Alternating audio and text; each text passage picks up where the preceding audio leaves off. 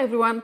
Today we are taking a good look at Dice and Dice, a game by Ricardo Peña who also sponsored this video. It is a card-based RPG that has a story mode and a combat mode and is currently in the upcoming projects on Kickstarter, so if you want to know more, I'll put the link in the description below and in the first comment as usual. Now, this box is a very early prototype, and while it includes the story mode, it's nowhere near finished, so the focus of today's video is the combat mode. The combat mode is individual combats against entities or bosses and can be played by 1 to 4 players. Each player controls at least one Hierophant, which is the player's character, and if you're playing solo, you can play with up to 3 Hierophants if you want to increase the complexity and the interest of the game. There are also up to 6 different difficulty levels, with 3 of them included in the base game box and the extra 3 in the premium box. The extra 3 also come with extra cards, the calamity cards, that increase the complexity and the extra abilities that bosses and entities can take. Now, for each Hierophant that will take part in the specific combat, the player or the players create a deck of cards that will be used in that specific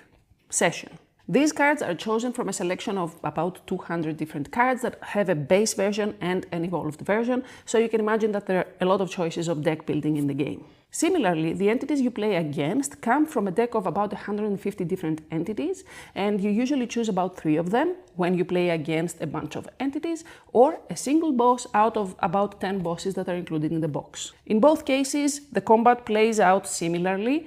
There are, of course, differences and the bosses are harder to defeat, but in any case, the combat is d20 based, not in the usual sense of you roll a d20 and check if you hit, but you roll a d20, it is always one d20, and based on the value that you rolled, you determine the damage or the ability that the entity or the player activates. So during combat, players and opponents take turns, damaging each other, activating abilities until one of the sides wins. And I think I forgot to mention, but I implied that when you play with more than one player, the game is cooperative. In any case, you play the Hierophants against entities or bosses. No one controls the enemies. It's either one player or more on one side of the board and the enemies on the other. As far as abilities go, players have access to summoning abilities, which are the main abilities, and bring imagines into the field. Those imagines are like creatures, they protect your Hierophant, they have their own abilities and hit points, and stay on the field until they are defeated. And then there are special abilities that have instant effects or ongoing effects and remain in the field until they run out. All of those cards require Spirit to get activated, and the player gains Spirit at the beginning of each turn, which is equal to the number of turns that the game is in. So as you can understand, the Spirit income increases as the game progresses, making more powerful and more complex moves available as time passes. Entities, on the other hand, have simpler abilities, but of course there are more than one entities, so you can imagine that there are a lot that can happen within a turn of the entities.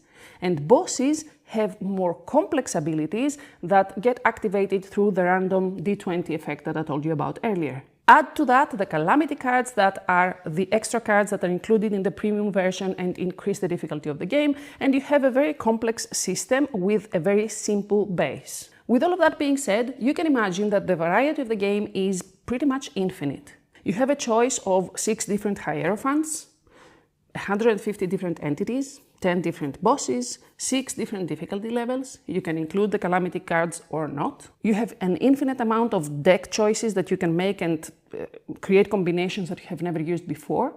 And of course, in any of those situations, the randomness within the game, from the cards that you draw and the rolls that you roll in the d20, still make the game different every single time. As I mentioned earlier, the rules are quite simple. The basic rules of the game are quite simple to understand, but the complexity comes from the different combinations, the timing of each ability, what you want to activate or not, and what happens within the field when you have a bunch of entities and a bunch of imagines or special abilities from your Hierophants, so you have to make sure that you control all of those within the field. While the rules are simple though, the rulebook is, in our opinion, not ideal.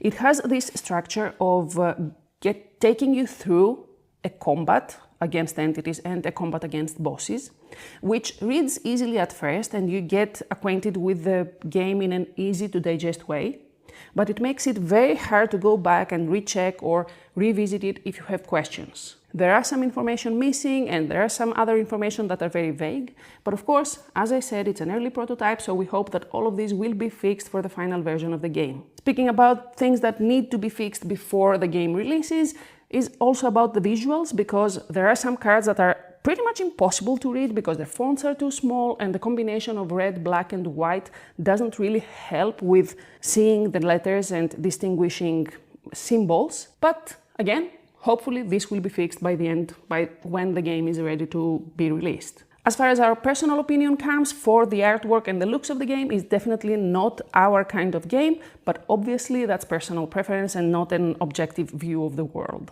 Assuming that all of these will be fixed for the final version of the game, it offers a lot of interesting choices, a lot of hard decisions to make, and pretty much an infinite number of things to explore.